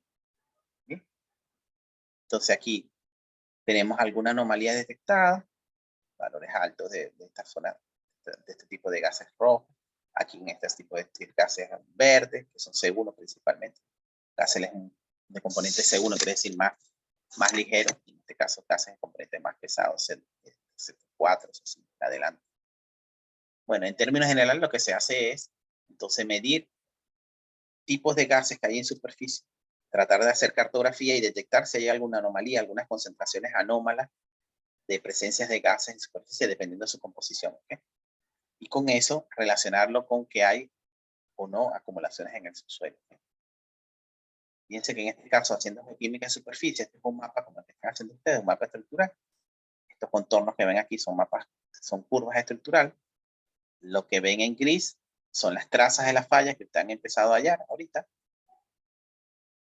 ¿Okay? Y lo que ven en oscuro, ¿okay? Estas cosas oscuras que están aquí, gris oscuro, son anomalías de metano, ¿okay? De concentraciones de metano. ¿Bien? Entonces, en este caso, se están dando cuenta de que las anomalías de metano prácticamente están cercanas a las zonas de fallamiento. Están cercanas a las zonas de fallas grandes. Aquí hay una cercana a esta zona de aquí. Aquí hay otras fallitas, ¿no? Unas anomalías presentes. Entonces, hay unas anomalías. Este mapa, si lo traducen, el mapa estructural está en el subsuelo. Imagínense que hay un fallamiento aquí, este gris. Y lo que se está haciendo es las anomalías en superficie, las anomalías de metano en superficie. ¿Okay? Hay anomalías aquí, asociadas aquí. Está tratando de relacionar entonces que estas anomalías provienen de un sector de aquí abajo donde hay acumulación de hidrocarburos.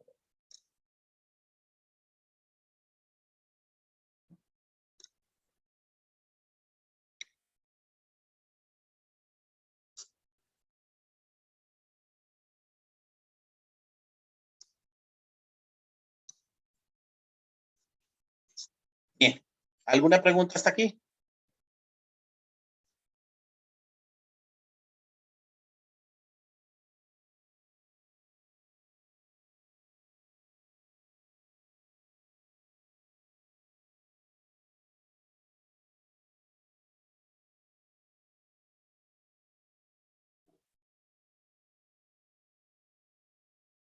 Nada, seguimos. A ver, ¿quién quiere explicar el método sísmico?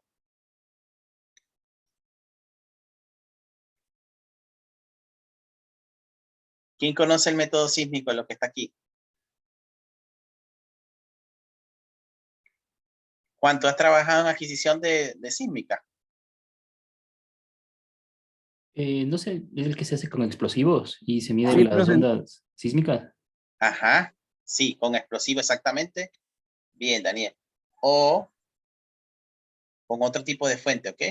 La fuente de sísmica puede ser explosivo o puede ser estos camioncitos que estuvimos hablando la semana pasada, que son los famosos Vibro 6. Ver la variación de la velocidad del frente de onda. Vale, lo que vamos a detectar solamente es cómo el frente de onda viaja en el subsuelo y vamos a medir exactamente dónde el frente de onda rebota, o refleja, mejor dicho. ¿Cuánto tiempo va a tardar en hacer ese viaje? Okay, vamos a tratar de medir el tiempo de viaje. Y ese rebote va a ocurrir por los contrastes de densidades que haya en las diferentes capas del subsuelo. ¿Ok? Entonces, a partir de eso vamos a poder construir un registro sísmico como el que ven aquí. Fíjense que la primera onda en llegar es esta que está aquí, la más directa. No es la onda directa que es la que va a posicionar, sino que es la más directa, refleja. Esta es la que va a estar posicionada en la primera traza y va a tener esta respuesta. ¿Okay? Juan, te preguntaba a ti, ¿tú has trabajado en método sísmico? Me decías que sí. Sí, profe, hace algunos años atrás. ¿Qué hiciste específicamente? A ver, compártenos esa experiencia. Mayormente era lo que era llevando los Cable. el cable para poner los geófonos. Ok. Y básicamente era eso, pero los demás hacían, tenían distintos, obviamente, distintos cargos, en este caso el que taladraba, porque ese hacían para colocar las dinamitas. Y también,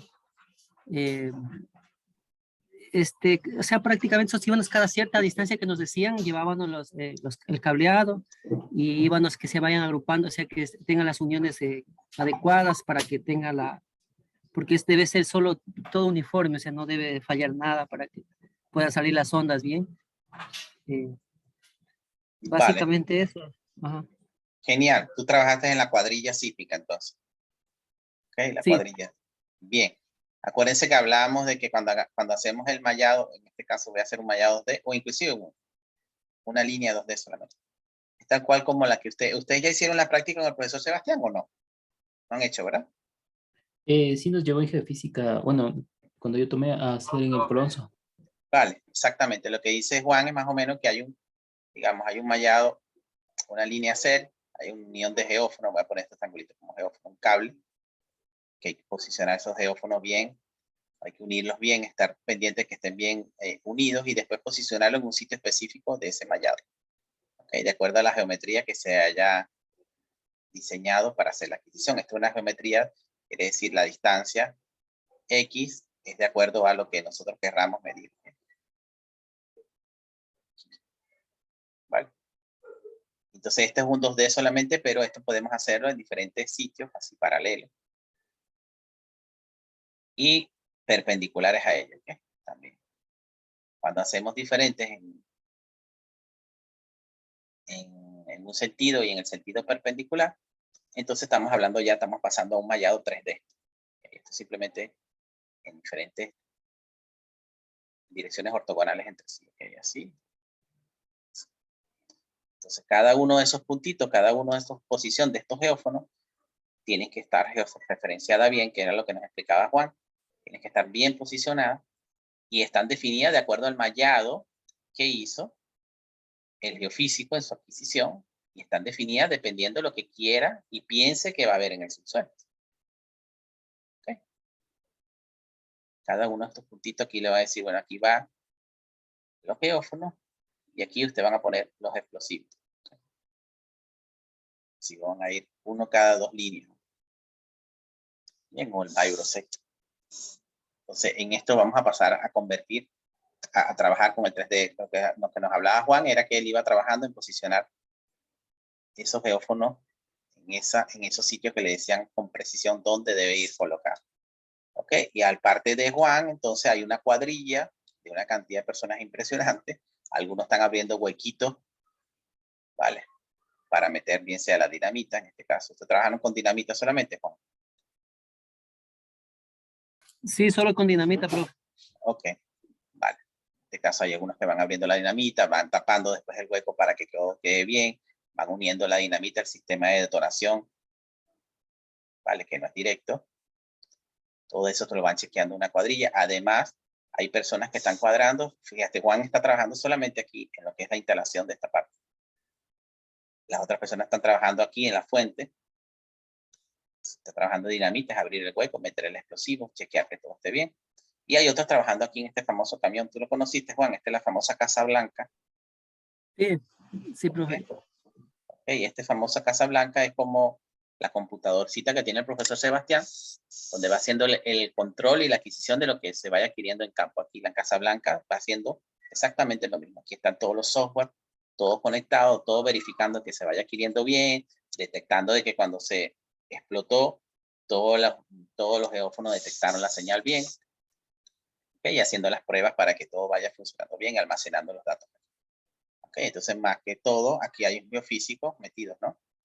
Esta parte, el geofísico, viendo cómo va saliendo todo.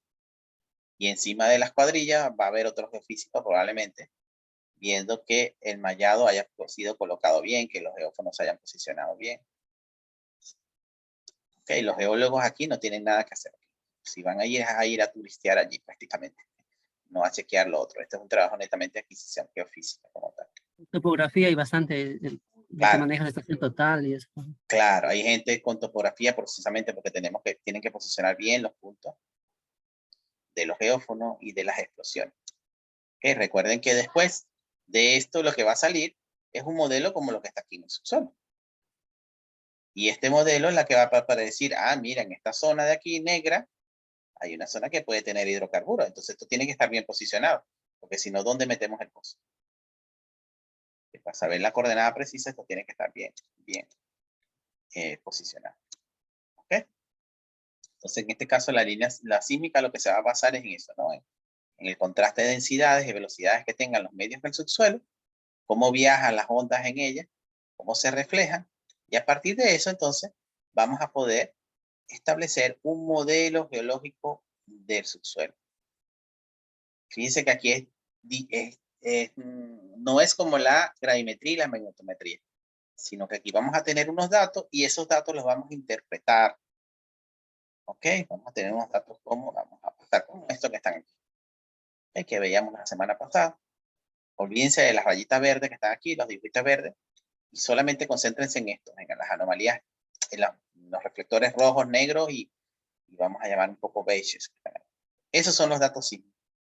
A partir de ese dato sísmico, entonces viene un intérprete, un científico como usted, e interpreta, que pasa esas rayitas que están aquí. Pasa esas estructuras que están aquí, este fallamiento, ya eso es la interpretación de esos datos. ¿Okay? Aquí hay otro fallamiento. ¿Okay? Entonces, esa interpretación ya es un científico como tal sobre los datos sísmicos. Y esa interpretación lo que va a proveer, entonces, si filtramos ahora los datos sísmicos, va a proveer cómo es la estructura del suelo. ¿Okay? Y a partir de esa interpretación de cómo es el suelo, entonces nosotros vamos a poder identificar, ah, mira, esta zona de aquí es prospectiva para una trampa. Hay que analizarla en 3D, por supuesto. Hay que ver qué dice la petrofísica de los datos que estén aquí.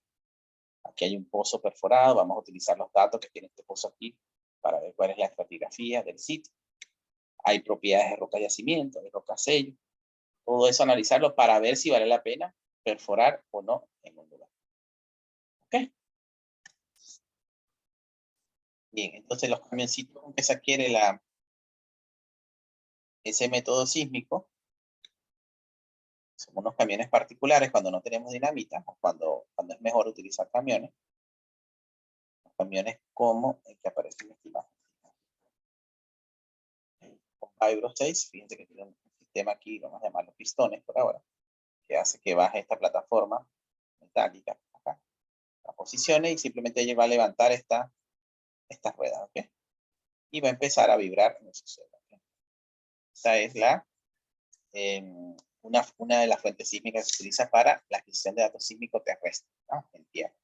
Por supuesto, esto amerita que este camión pueda pasar, así que por donde pueda pasar. Y además amerita también que por donde vaya pasando va a generar una deforestación, si lo llamamos así. ¿Okay? Entonces, en algunos casos, donde no puede pasar este camión, simplemente se trabaja a pie y se meten explosivos. ¿Ok? Y en mar también se puede adquirir la sísmica. En este caso vemos un barquito con un tendido en la parte trasera.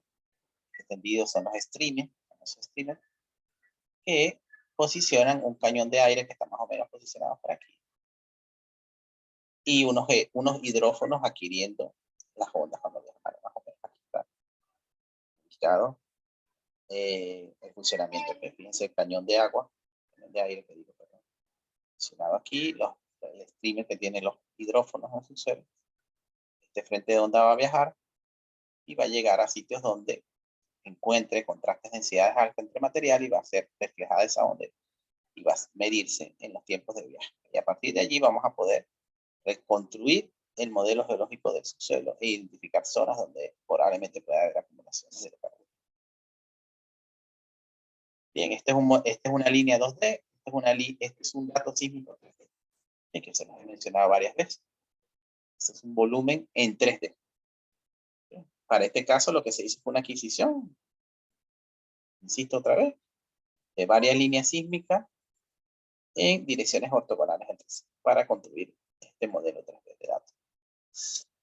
Por supuesto que es mejor tener datos 3D que datos 2D, pero datos 3D implica más dinero, más costos de adquisición, más costos de procesamiento, más costos de interpretación.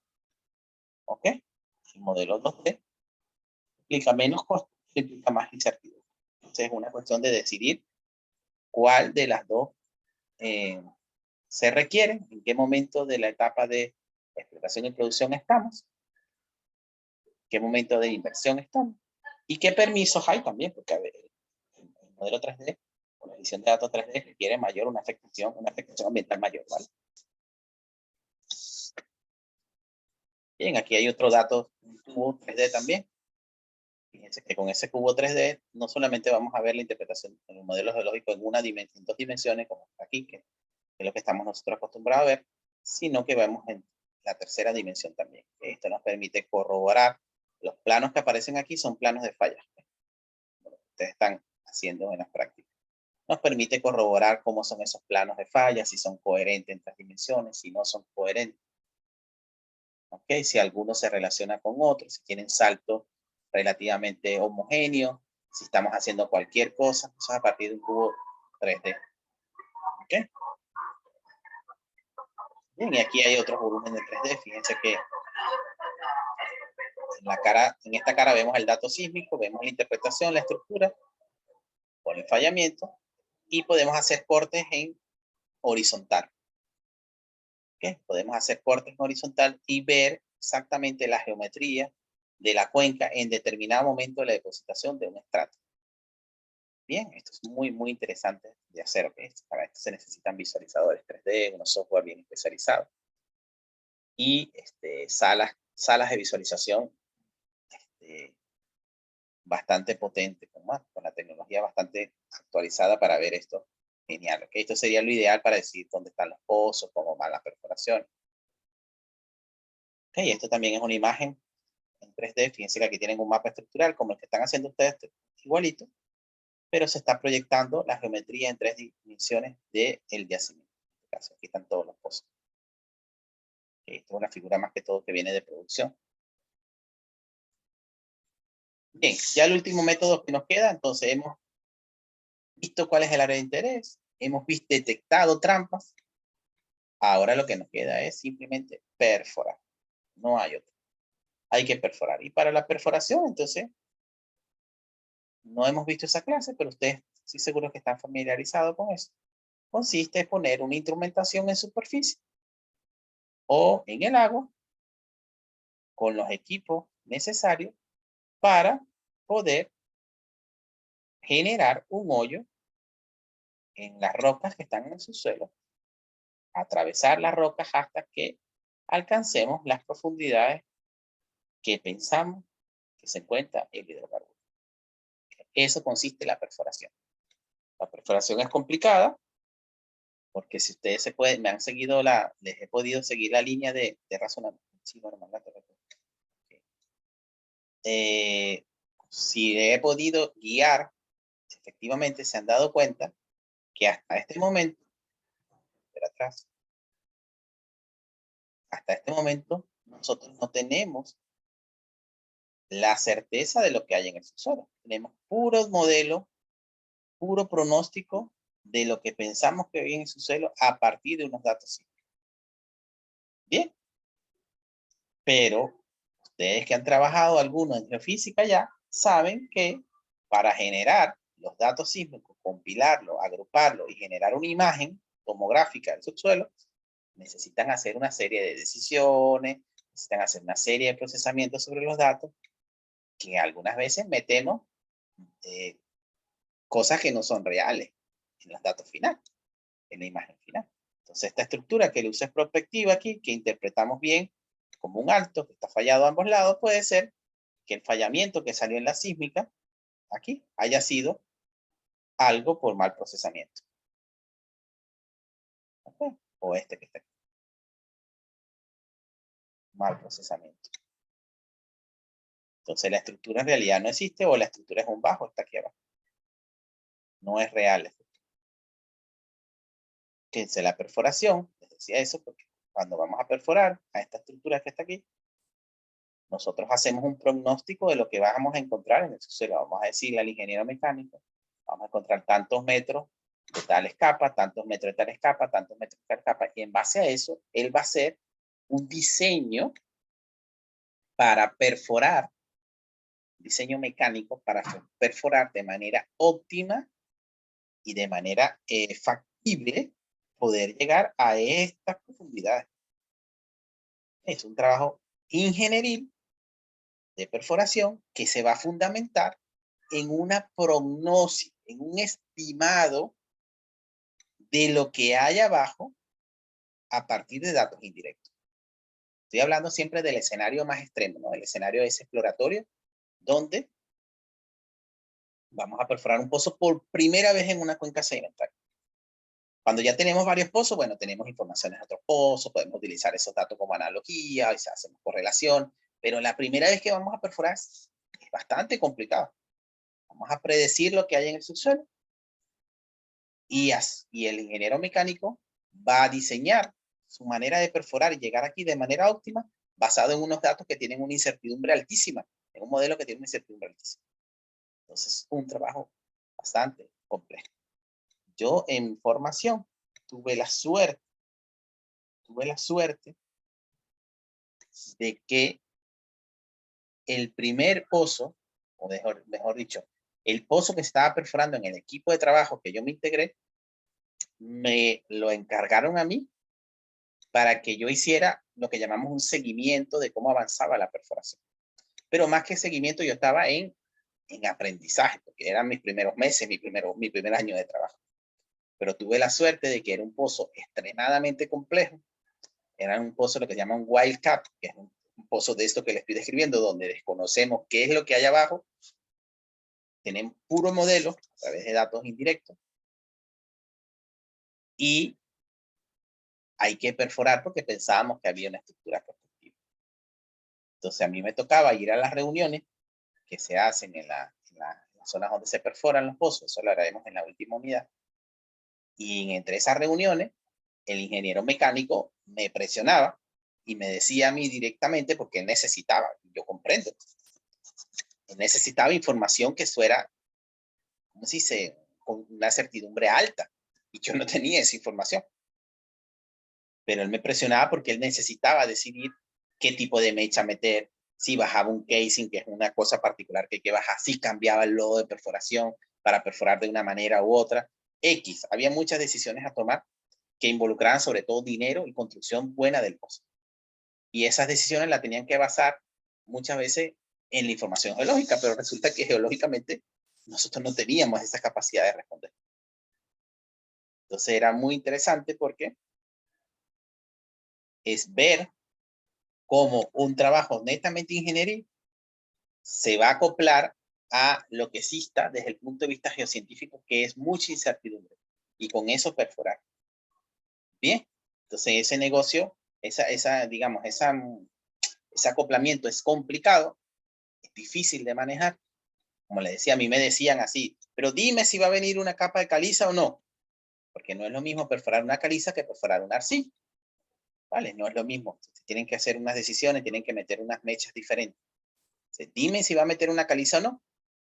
Pero yo le decía, probablemente sí, probablemente no. Y eso para un ingeniero no le hace falta, no les vale. Tiene que ser sí o no. Pero yo no tenía la capacidad, mejor dicho, no era yo, era mi equipo de trabajo, no sabíamos a ciencia cierta si iba a venir o no. Entonces, bueno, la perforación, que ya la hablaremos en la última unidad, que hablaremos solo de perforación, es un trabajo bastante complejo, pero que quiero ponérselos aquí, a cotación, para que ustedes vean que viene la etapa de perforar y hasta ahora no tenemos datos directos del suelo. Y eso amerita que se complique un poco el trabajo de perforación. Cuando ya estamos perforando en la etapa de producción, ya se conoce con precisión lo que hay en el subsuelo y los diseños de perforación están bien establecidos, se conoce el campo, no hay tantos riesgos. Pero en exploración sí hay bastantes riesgos. ¿Ok? Bien, entonces para concluir ya, tenemos otra vez los procesos de exploración. ¿Ok? Lo primero, proceso de identificación de áreas de interés. Acuérdense que en esta etapa vamos a iniciar la exploración de una región. Vamos a identificar a través de geología de superficie, de métodos indirectos como el magnetométrico y el gravimétrico, geoquímica y geofísica, vamos a identificar cuáles son las características favorables para la existencia de hidrocarburos en el subsuelo. Bien, vamos a entrar después en la detección de trampa. Cuando ya se detectó el área de interés, se produce identificar las trampas o estructuras que pudieran contener petróleo. Para esta fase se utilizan métodos geofísicos de alta tecnología como la sísmica tridimensional, métodos avanzados de visualización e interpretación de datos. En esta etapa se definen en forma detallada las trampas de hidrocarburos y se caracterizan según las reservas estimadas y su potencial valor económico. Y ya para último viene la verificación de la acumulación o lo que es la perforación. Cuando se han identificado los prospectos, se decide dónde perforar los pozos exploratorios, que es el único medio seguro de comprobar si realmente hay petróleo. Durante esta etapa, el geólogo extrae la información de los fragmentos de roca cortados por las mechas, detectando estratos potencialmente productores. Estadísticamente, de cada 10 pozos exploratorios se perforan en el mundo, solo 3 resultan descubridores de yacimiento. Bien, y con esto entonces llegamos al final de nuestras láminas. No sé si tienen alguna pregunta, alguna duda.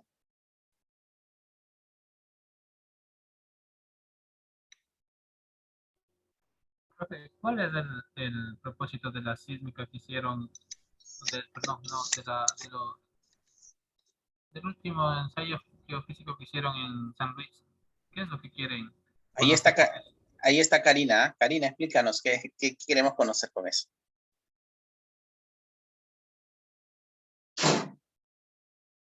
O el profe le está preguntando eso en geofísica y ustedes no han respondido. No, es Para saber. Ajá. A ver, Karina, ¿cuál es el propósito? El propósito de hacer la geofísica.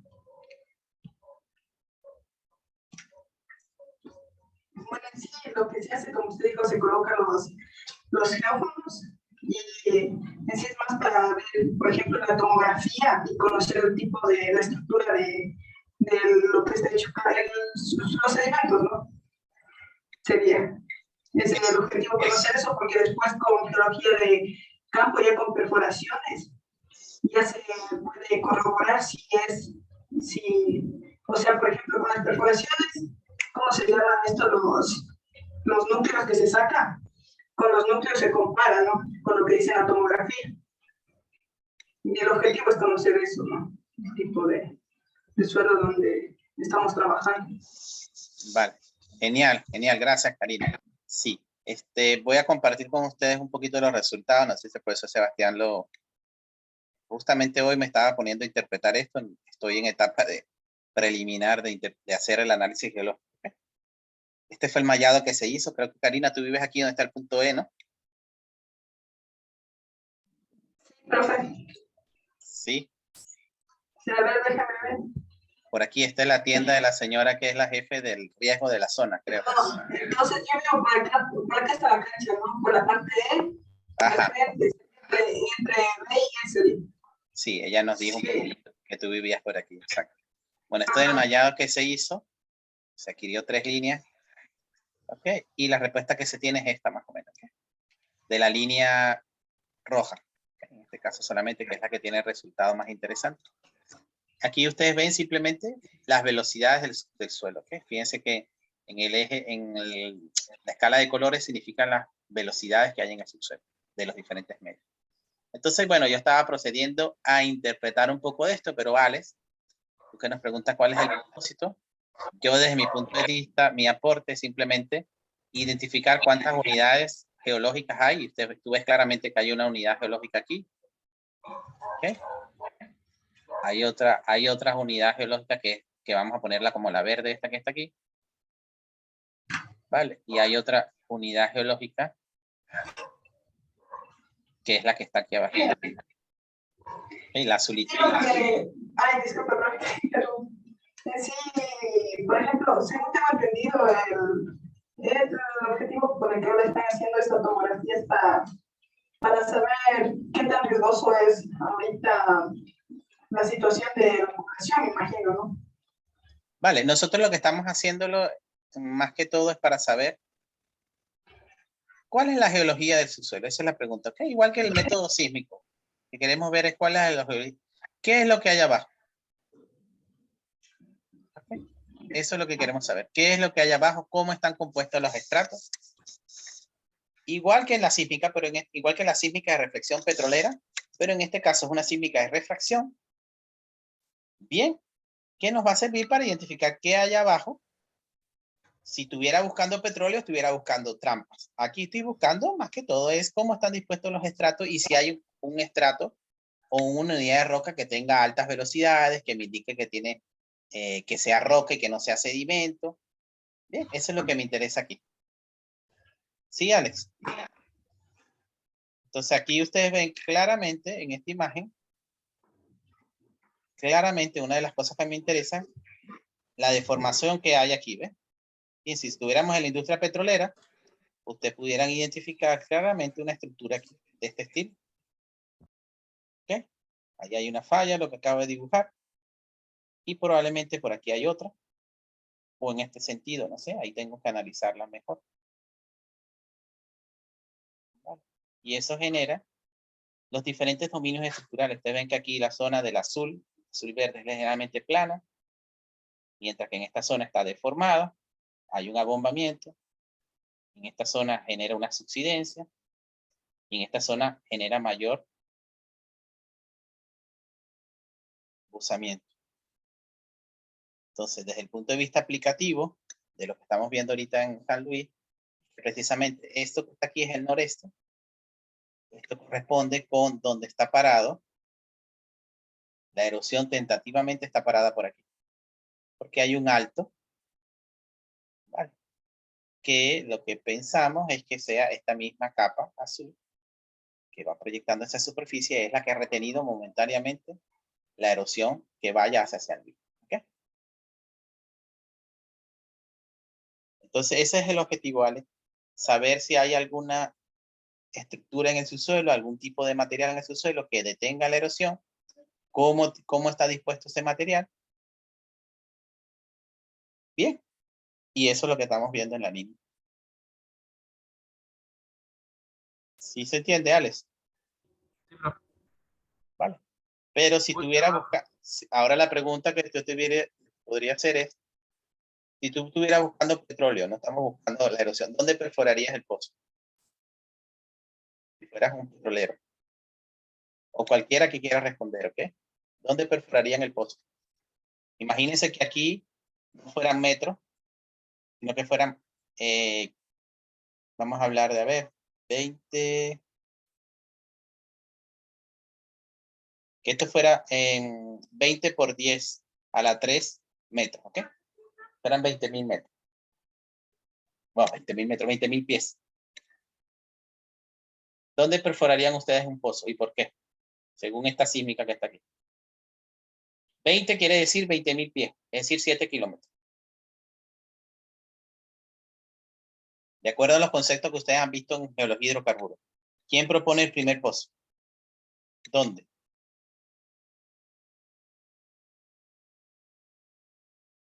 Nadie se atreve.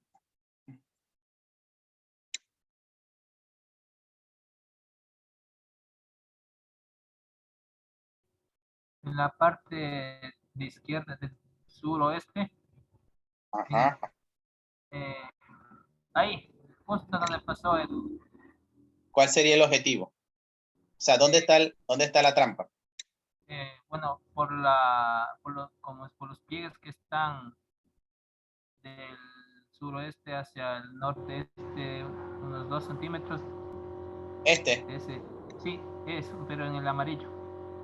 esto. Ahí, sí. Pero este es un sinclinal. O sea, es una estructura sin forme. Es decir, no va a retener el hidrocarburo. Si el hidrocarburo se carga de aquí, va a escapar para acá. El anticlinal, profe. El anticlinal. ¿En qué parte? ¿Dónde está el anticlinal? ¿En qué distancia está el anticlinal? Aquí, ¿ve? En el punto 30, por donde 30 de distancia. Eso, allí. Ahí está la estructura. ¿Ah?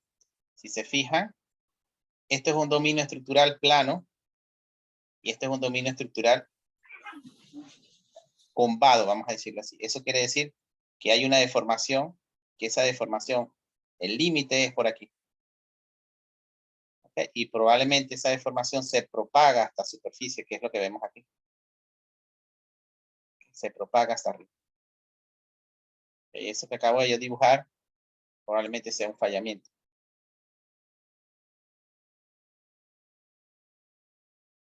Vale. Entonces, en la sísmica, a excepción de los dibujos que vemos para las clases, no va a ser tan sencillo identificar el salto de la falla. Va a ser un poco más complejo, pero probablemente falla tenga tal tipo de metros o de un poquito muy pequeño. ¿Okay? Entonces, si nosotros quisiéramos, tendríamos que evaluar un poquito desde el punto de vista petrolero qué sucede de este lado. ¿Okay? Si esa estructura tiene alguna buena trampa, un buen cierre de este lado. Y después perforaríamos aquí. Si es que esta zona azul tiene buenas propiedades de roca yacimiento, si es que la verde tiene buenas propiedades de roca sello. Bien. Bien, perfecto. Entonces vamos a ir ya finalizando. Son las 5 de la tarde. ¿Alguna otra pregunta?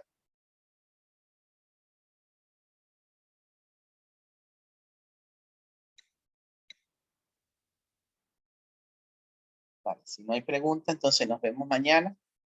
En la práctica, seguimos trabajando con el mapa estructural. Recuérdense que mañana seguimos avanzando con las trazas. Los que todavía no tengan la traza, vamos a tratar de hallarlas mañana, sus propuestas.